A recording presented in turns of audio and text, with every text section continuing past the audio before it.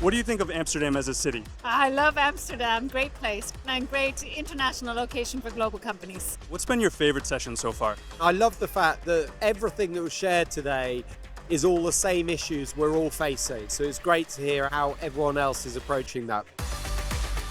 The panel, that was super interesting to hear their way of taking the leadership from a women perspective.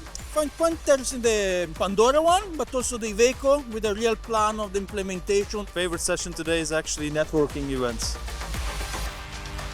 What activity are you signed up for tonight?